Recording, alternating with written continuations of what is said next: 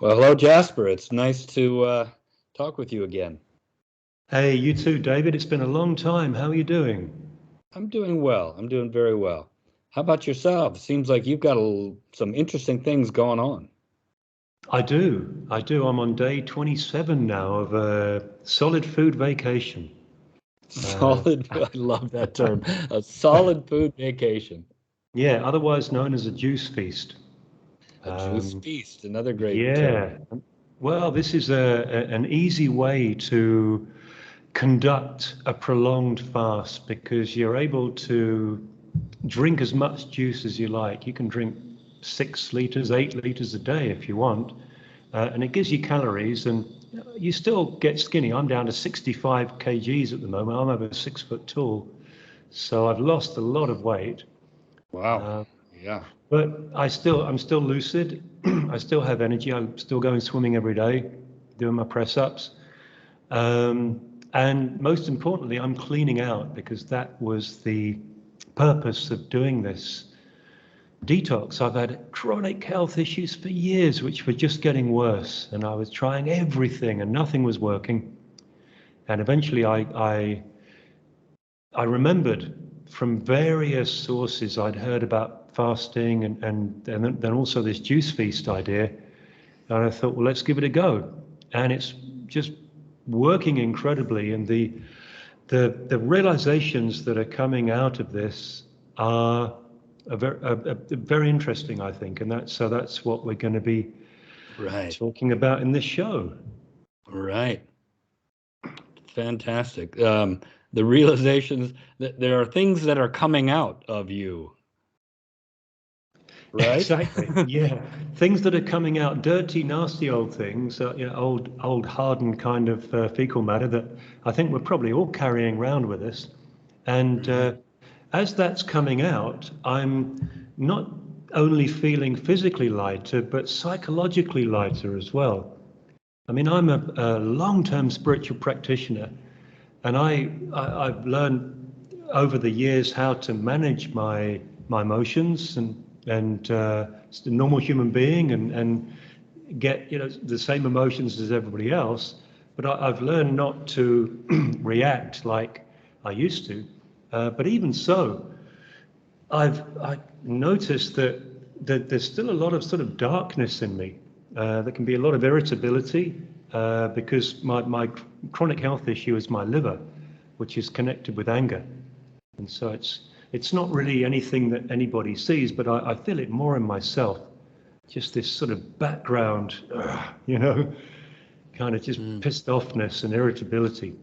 And I manage it really well, but it's there, and of course it will be better not to have it. And as the fast progresses, I'm finding that as old triggers come in that I used to feel would kind of hang around for a while, and I would sort of have to be very mindful that I didn't get taken over by them.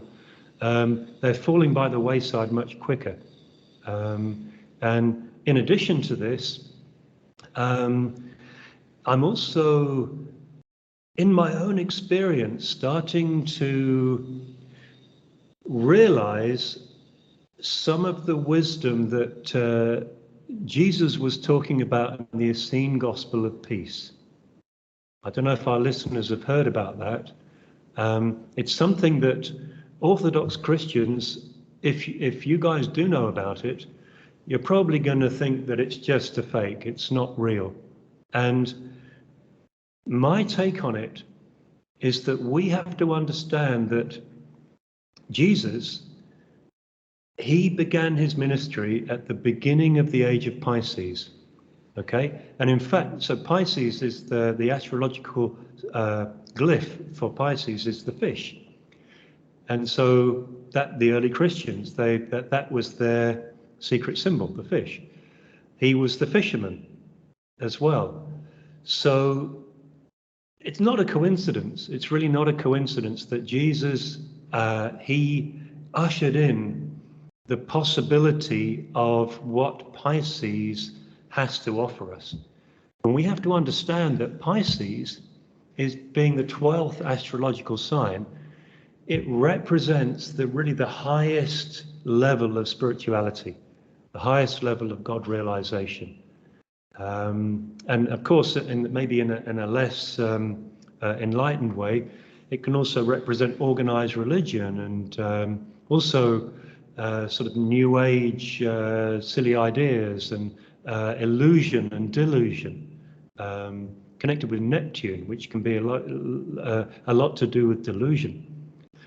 But anyway, in its highest expression, Pisces, it represents enlightenment, total connection with God in the highest way. And Jesus, right at the start, in my opinion, was bringing humanity the most beautiful spiritual teaching that I think that I've found. I mean, I'm also to some extent a Taoist. I love the Taoist tradition of really being in your belly, being in your center, and connecting with nature. But Jesus, his whole teaching was based around love and forgiveness, right? And we didn't see that. It's like that was revolutionary, because some people claim that in the lost years before he started his ministry when he was 30, that he was actually over in India and he was learning from Buddhists or Hindus. And so they don't have a teaching of unconditional love, right? Yeah, I mean, you don't hear that as the main tenets that they're talking about, no. Exactly, that's right. And that really was the main tenet of Jesus's teaching. And so we also have to understand that with Pisces being the highest sign, it's the Pisces spirituality is not ultimately about dogma. It's not about having to prove that his teaching was real because it was, we know through looking at the historical sources that we can trust that something was written down and it wasn't really changed that much. We can't really do that with Pisces because it's a more nebulous kind of energy. It's an energy which integrates with the two fish swimming in opposite directions at the same time. So this is the yang and the yin, the masculine and the feminine, completely different energies. The masculine energy is very rational. It needs peer-reviewed science before it really accepts something. And then the feminine is, well, it doesn't need that at all. It just feels right. And when you get those two working together at the same time, which I feel I'm a Pisces, by the way, 5 planets in Pisces, sun and moon. I'm Pisces to the max, so Wow. Sun So and moon, huh? well, I really have this feeling. I was told by an astrologer years ago when I first started this whole journey that one of my purposes was to explain the unexplainable. And I thought, well, how do I do that? And I've come to realize, wow, it makes complete sense in a way that somehow that is spiritual pointing. It's using language in a way that you can't really explain the unexplainable. But any good, authentic, and maybe new kind of spiritual idea, you can point towards something so that if people are curious and they're not just coming from their heads, but also coming from their hearts and their guts, they can kind of feel what you're sort of getting at. And this is a very Piscean kind of idea. Okay. And yeah, and so in the Essene Gospel of Peace, Jesus people ask him to heal them. And he basically says, look, you have to get in order to heal yourselves. I won't do it for you, but you have to surrender to the will and to the laws of your earthly mother. This is what he says, your earthly mother. And again, we don't get that in Orthodox spirituality. We never hear about the mother. The mother, Mary, but she's a virgin, for goodness sake. All very sort of abstracted and kind of safe and almost asexual in the background. Mm-hmm. But Jesus is, he's speaking very much about we have to surrender and to observe the laws of nature in order for us to heal ourselves. And so he speaks about fasting. In the book, he speaks about doing enemas. He tells them how to do an enema. Get yourself a gourd, hollow it out, fill it up with nice fresh river water, and irrigate your bowels. And so again, it's a Piscean thing, and it's something I feel if we're not just going to be applying a very rational, let's say, masculine biased, a masculine bias on God, that we have to understand everything that God says, and all of God's teachings must be written down in words in a book. This is very much coming from the rational mind, from the masculine. Whereas the feminine is saying, well, actually, he's not speaking to us through words in a book at all. That's man is speaking to us. God is speaking to us through nature. He's right now. He's speaking to us through the light and the space and the experience that we're having right now. This is how he and she is speaking to us. And if we can really slow down and listen to this immediate experience of ours and to fully engage in it and honor it, then, well, goodness, who knows, maybe our lives might start getting better. Okay. And so Yeah. you have been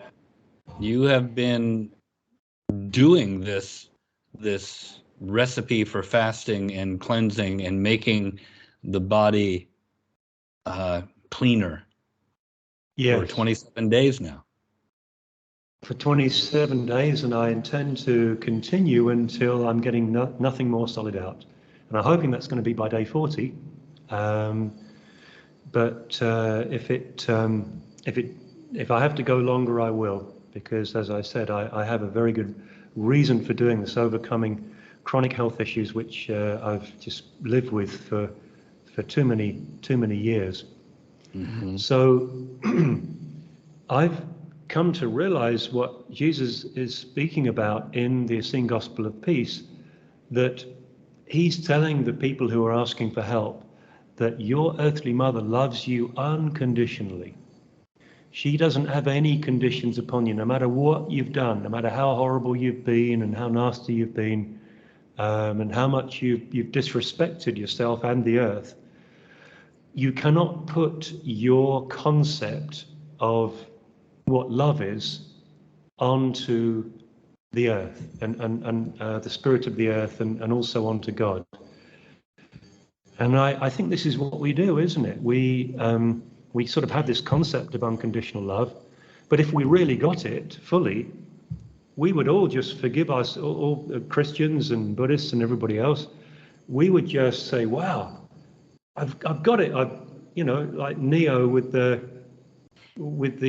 hard drive in the back of his head. He said, "Wow, I understand. I understand unconditional love. Wow, cool," and everything would be forgiven. But it's not, because we're still carrying around this. We have these judgments and etc. inside of ourselves. And as I mentioned earlier in this conversation, for the most part, I was just managing that.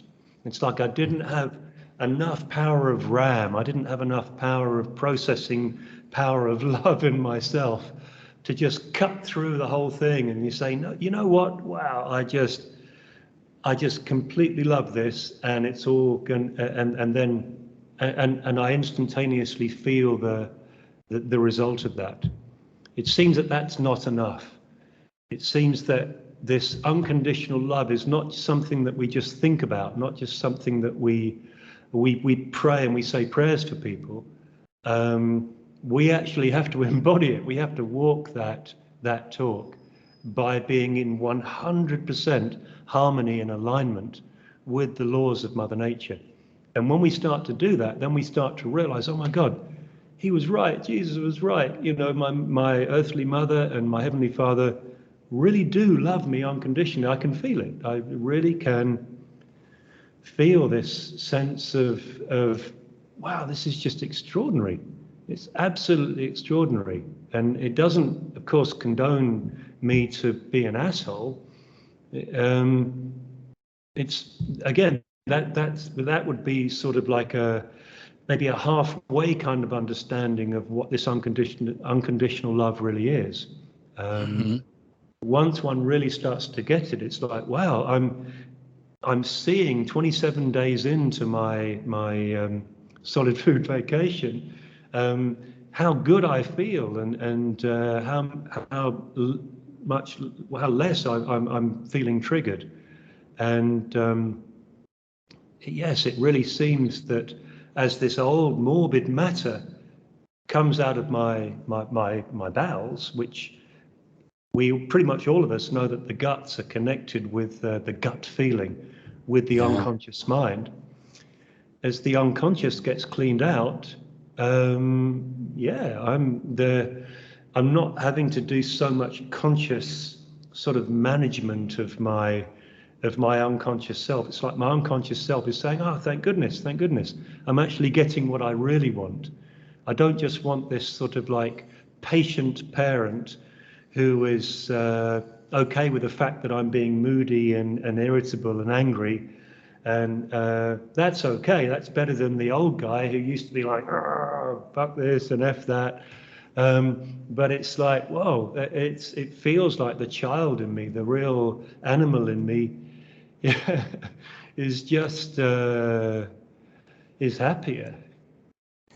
It's amazing what you're saying, because if I just, if someone's talking to me like, okay, Mother Earth loves us unconditionally, and the masculine aspect of the divine creator also loves us unconditionally, I wouldn't have argued with that, of course, but it really feels like something is happening with you where you're actually experiencing that in in your awareness, in your reality, in your body. You're actually experiencing it, and it's not some sort of wispy, wimpy kind of a thing. It's like you got kind of plugged into the mains or something, and you're feeling how powerful this thing is.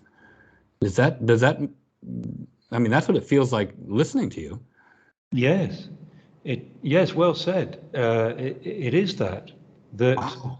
that it's about embodiment, David. I said this before in our conversations that I've felt that when we speak about reincarnation, the transmigration of the soul, it's why do we keep reincarnating? Are we, are we trying to up our IQs a little bit more and develop more a better version of an iPhone? I don't think so. It's I think anybody, a supermarket shelf stacker, can just with a average IQ and not much ambition for being worldly rich, can ka-ching, really the penny can fully drop, and they can know their true nature as awareness, as consciousness, as God. And so this is something that I'm starting to find out can really only be done by, first of all, as Jesus said, first of all, abiding by the laws of the earthly mother. One can't do it through following the scriptures alone, following the sort of the dry words. It's something that we have to embody before we really start to get what the scriptures are pointing towards. Wow. Can you tap in a little bit more? Give me a little bit more of what does it feel like when you feel this unconditional love of the earthly mother that I mean, I can feel the power in your voice when you're talking about that, but tell me more about that. I want to hear that. I want to feel it. Well, I suppose the way I feel it is that It's just a very practical thing. It's not something that's particularly sort of cosmic or spiritual. Hmm. It's a purely experiential feeling of knowing that I'm cleaning my body out. I'm doing something that Jesus, at least in the Essene Gospel of Peace, he recommends, and there's something inside of me, in the feminine side of my intelligence, that felt, yes, I want to explore that. And Hmm. as I'm going into it, I'm feeling, goodness, everything that happened to the people and they were much sicker than me in the story, they all started to feel better. And I'm starting to feel better too. And the miracle is that I'm not just feeling better physically, but I'm feeling better psychologically. And so, yeah, I'm starting to realize that this unconditional love, well, it kind of is conditional, because the condition is that in order to access the unconditional love, we have to abide by the laws of Mother Nature, you know. And, Hmm. and when we follow her laws, and because they're immutable, we are her children. We come from Mother Earth. We're Earthlings, Hmm. and we're designed to function in a particular way. And when we persist in trying to function in a way that is not in alignment with how she's made us, well, it makes sense, doesn't it, that we're going to suffer. We're not going to feel good. So in a Hmm. way, it's a paradox, like a spiritual paradox. Unconditional love is conditional upon Well, hmm living. is that maybe the love isn't conditional, but the experience of the love is conditional. Yes, you're right. You're right. You're right. The the way to kind of actually accessing it and abiding in Mm. it. Yeah. Yes. It's like, wasn't it Jesus who said, the meek shall inherit the earth? Hmm. So the meek, Yeah. it's also been interpreted as the humble shall Mm. inherit the earth. And I feel this is very appropriate. And I think even though that's a mainstream accepted message from Jesus, it feels to me that that is very much in alignment with his message in the Essene Gospel of Peace. Hmm. So, Wow. yeah, so we're right at the end of the age of Pisces, aren't we? Because these astrological ages, these equinox ages, they last for about 2,000 years each. So it's very interesting that in the Western calendar um, is aligned with the equinoxes. Super interesting. I live in, well, we both live in Thailand, David and I, and in different places. And the Thai calendar is different because it started at the time of the Buddha, Yeah. when the Buddha was said to be born. But the Western one, it's not just that, because it comes from like a Christian tradition. It's actually, it's deeper than that in a way. It's more magical than that, in that it's starting at the beginning of an age, and now round about 2000, when we're transitioning from Pisces into Aquarius.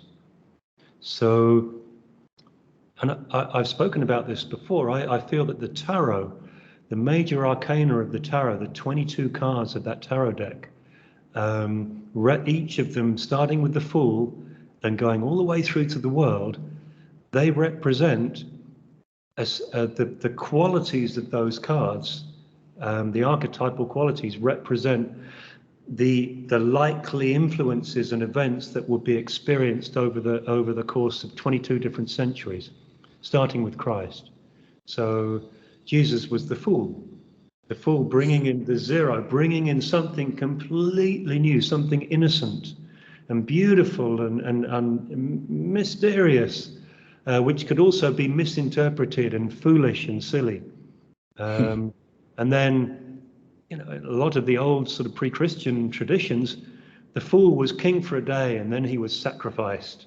So that's what happened, wasn't it, with Jesus? He was sacrificed, but then he was born again, and that's so from 0 to 99, that's like that century was ruled by the fool, and then 100 to 199, that's the magician, and then so on. So right now we're in 20, which is judgment, which is very interesting, because this St. John the Divine, who wrote Revelation, or didn't know if he wrote them, but from whom Revelations spring, he knew he wasn't just like a thinker from the 21st century. Those mystical guys back then, they deeply were tuned into and accepted the archetypal forces that were at work at their times. And he knew that he was around at the beginning of the Age of Pisces, and he knew that in around 2,000 years or so,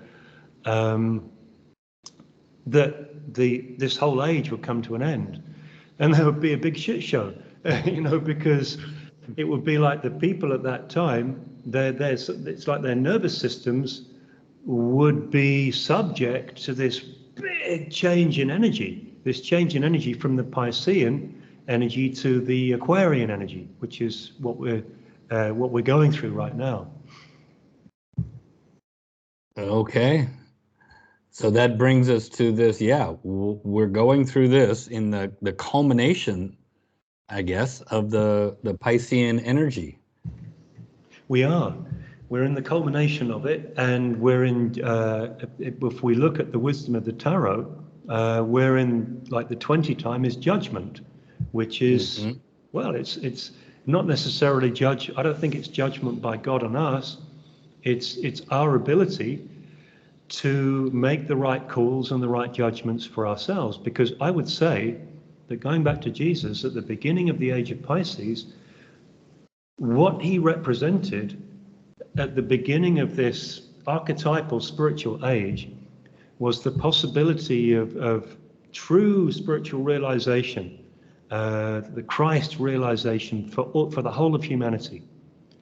And it's like he planted that seed at the beginning, and then he died, we sacrificed him, and then he was reborn in us, all of us, every single person since Jesus, because whether we're Buddhists or Muslims or Christians, doesn't matter, or even people who don't consider themselves anything at all, we're still all products of this Age of Pisces. We're all in it. And so we are at the end of this time right now, as the tarot says, we're kind of in judgment, because it's like, whoa, 2,000 years in, what have we learned through the wisdom of the experiences of all our ancestors, and the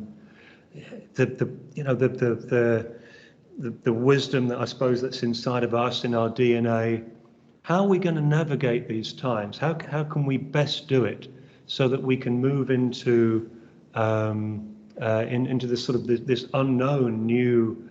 Well, we know a little bit about what the Age of Aquarius is going to bring us, but for the most part, it's like, how are we going to navigate it? And we should be navigating it from a Christ-like way, from a spiritually realized way.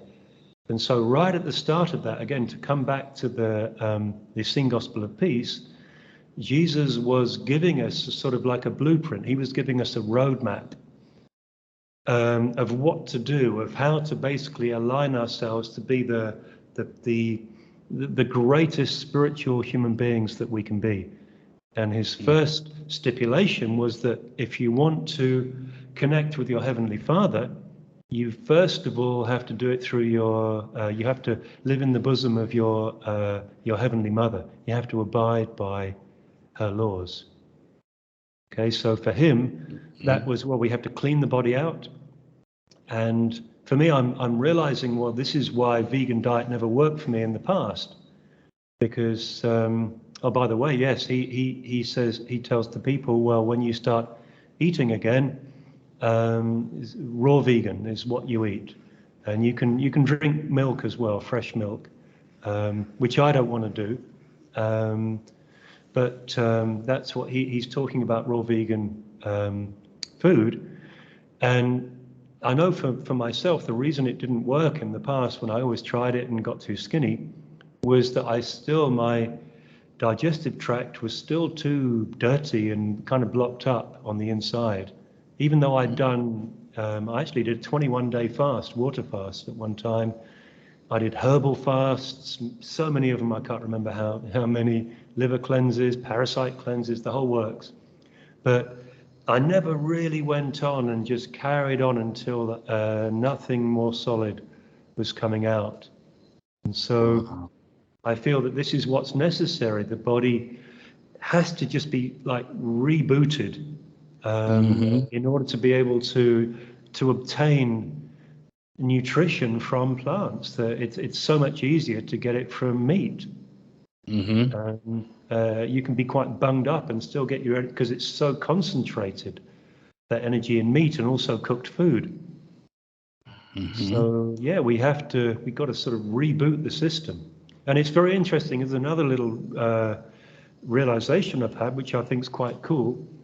I like using the analogy of this computer analogy, right? Of rebooting and talking about not having enough RAM to really get something. Well, that RAM in the computer, that's like the conscious mind of the computer. It is able, the random access memory. It's not where all the data's stored, that's in the hard drive. Anyway, I think in us, it's interesting. I think our hard drive is, it's very much in our subconscious, in the programs for our organs. But in a way, I think it's interesting. We could say maybe our hard drive is also like our bones, could be. And I'm just starting to think, wow, I really feel this in myself, that my software is my organs. That's what it is. Because that's what the organs are, these soft things, aren't they? They are soft, that's it. Yeah. And I remember going all the way back to when I was a kid. I got this from my dad. Both of us were really squeamish. I used to hate going to biology. When I would even think about even the idea of hearts and kidneys and livers, I would just sort of, I would feel lightheaded and want to fall over. And it was like there was something like kind of ET in me, I think, that really was resisting this human sweat, blood and tears experience. Yeah. And now you're really getting down into the muck of it. Exactly, but not just that. But I've been meditating intensely for years, and I've been endeavoring for a long time to see if I can feel into my liver and feel it from inside and feel my heart.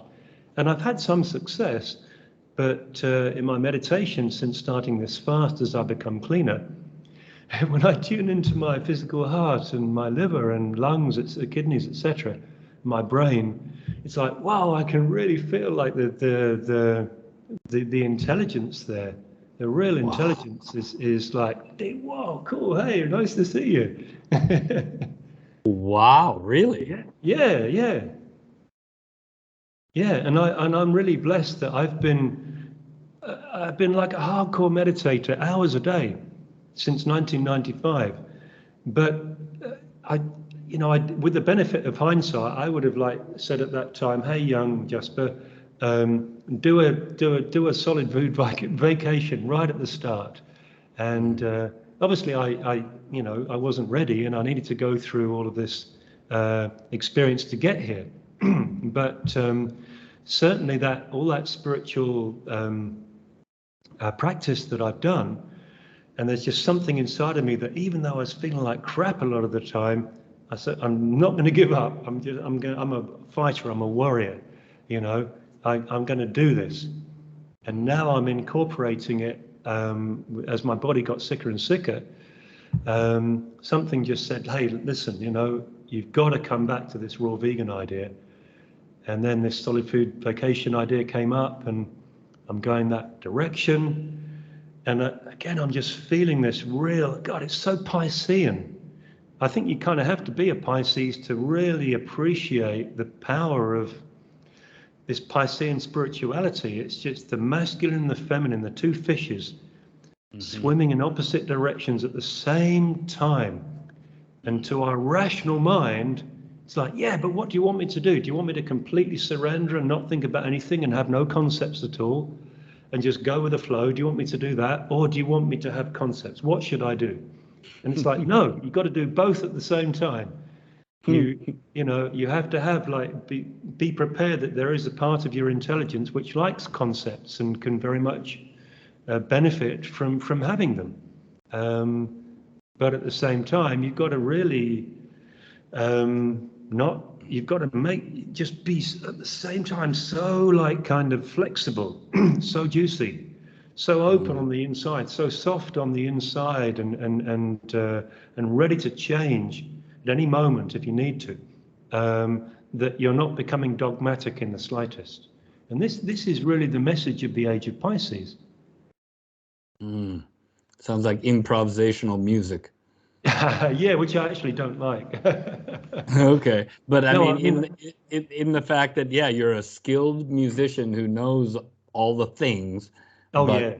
you're doing it in the flow of the moment as not knowing what's going to come next.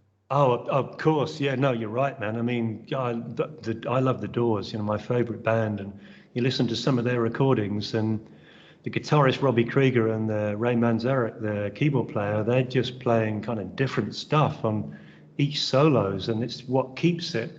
It always comes back to Light My Fire or whatever they're playing, and so you've got that masculine structure, but then you've got this beautiful feminine dance over the top. It's just extraordinary. Yeah. Fascinating. I think, yeah, I've just been,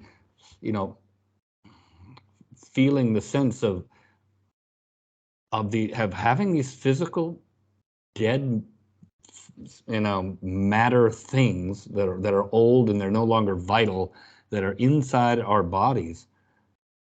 The whatever that must do to us while they're there, but then the difference once they're no longer there, and it's just the body. Yeah. Yes.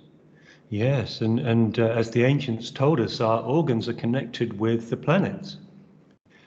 So this is really for me, it's the key to understanding the human condition. Human condition is such that we're animals, for goodness sake, and we're animals who are not just have connection with the main connection with the earth like all the other animals do.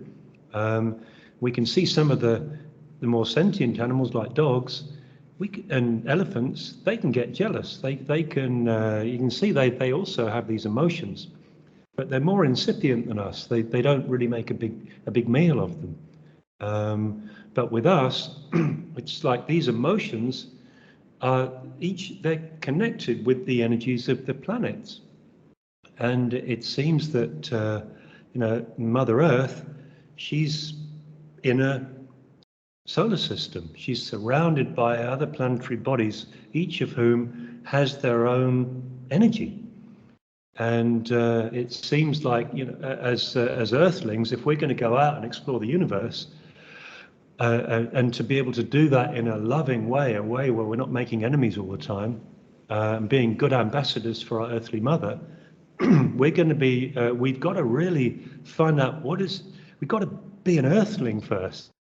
We have to abide by the laws of our earthly mother, and for the most part, we're not doing that because we're feeling this Mars anger and this Venus desire for pleasure, and the Saturn work harder, and the Jupiter kindness, and we're trying to hold on to the good ones and avoid the bad ones, and as Earthlings, it's like we really have to make our systems so clean, and it's like another realization I've had on this fast is that I think a lot of the food that we eat, it's feeding, like meat is probably feeding the Mars energy in us. It's making us more active, more sort of not necessarily angry. I know you eat meat and you're not an angry guy, but it's making us, we could say, more go down the gym and pump heavier weights and and I think the cooked food as well. It's maybe has links with something which is not really it's not our natural food, because it's as we lose touch with our bodies, and we feel these emotions, and we're pulled hither and thither by these energies inside of us. It's almost like the energies of the planets are just playing with us. And of course, the ancients called the energies of the planets the gods. We were just playthings of the gods. And do you feel like you're less vulnerable to being tossed about by those kind of planetary energy winds now in your state? No, not so much. I think, like everybody, I can feel the energy of the changing times, but I feel that as my body's getting cleaned out, whatever emotions are coming in, they're being processed so much more effortlessly than ever before. Right. It's not something that I'm having to apply much effort to. Nice. Because I'm honoring my earthly mother. I'm abiding by her laws, and so therefore it's sort of like I'm living on Earth. I'm not living on Mars. I'm not living on Venus. I'm not living on the moon. And I think we do that when we tend to favor this emotion or that emotion, and we can't even feel our bodies. And I over the course, my meditation has always been about getting in touch with the feeling of my body. Right. But it's only really since this fast that I've been feeling the character and the softness and the juiciness of my inner world, my internal organs. Wow. Yeah. Very cool. Thanks for sharing all this, Jasper. This is very interesting for me. Well, I want to put this out there to you guys, to our listeners, as well as to my great friend David, because I want you to be open to this, guys. Even if you're like an Orthodox Christian and you think I'm absolutely crazy, tell me what you think in the comments, please. But I would say that just maybe just be open. Be open to the possibility that, wow, okay, maybe there are bigger influences at work here. Like even scientific people accept that we can be influenced by particularly women's moon cycles, right? Can be influenced by the moon. Absolutely. Apparently, hospitals know that more craziness happens on full moon. So we know this, for goodness sake. We know that solar activity affects us, affects the weather as well. So why can't the subtler gravitational influences of the planets also have some kind of influence upon us? And as they dance through different positions in the heavens, it seems that it's like the Earth is being subject over very long periods of time to changing influences. Okay, so I just want to say, like, very briefly that okay, so if we've just coming out of 2,000 years of the highest possibility for spirituality, and we look back and we see what happened, what does that say about humans, really? It's like, are we like really that dense that amazing possibility of Pisces turned into killing in the name of God? Well, what we have to also look at is that the precession of the equinoxes, which is from Pisces, and now we're going into Aquarius, and then it will be into Capricorn, kind of goes like that. These 2,000-year cycles, they happen within bigger cycles which are bigger than that, both of which were recognized by the ancient Greeks and by the ancient Indian astrologers, and also by modern Indian astrologers. The Indians call them yugas, and the Greeks called them ages. And the Greeks called them the Golden Age, Silver, Bronze, and Iron Age. And there are different interpretations of how long these ages last, but the one that I like from the the Vedic tradition, many people have heard of Autobiography of a Yogi, Paramahansa Yogananda. And I must say, this is not, I find his work a bit, that book a little bit fanciful, being a kind of practical kind of guy. Lots of nice stories, but not very practical. But even so, I think a lot of what he said was really great. And his teacher, Sri Yukteswar, was a great spiritual teacher who was also a Vedic astrologer. And his calculations on the yugas, on the ages, was apparently that in 500 AD, we were at the nadir, we were really at the darkest part of the Iron Age, of the worst age, the Age of Ignorance, which was, of course, that was the Dark Ages. That was the time that the Romans had left Britain, and the sort of the hordes were coming in and killing everybody, apparently. Who knows? And King Arthur was trying to hold the tradition. Right. So anyway, according to Sri Yukteswar, since 500 AD, we've still been in the Iron Age, but we've slowly been kind of coming out of that and moving towards the Bronze Age.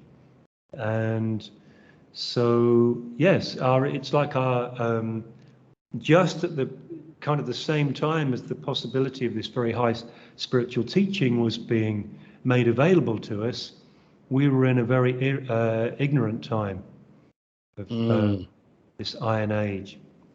And now, at the end of it, when like dogmatic and orthodox Christians are waiting for Jesus the man to return, the only Son of God to return, maybe we have to be open to the possibility, like I suggest, that he was reborn in all of us, and it's not a case at these end times now of waiting for him to return. It's waiting for his message, his invitation, what he showed us was possible 2,000 years ago, that we manifest that, each and every man and woman manifest that for themselves at this time. This is the second coming. is Christ coming through all of us at this time. Let's amen to that, brother.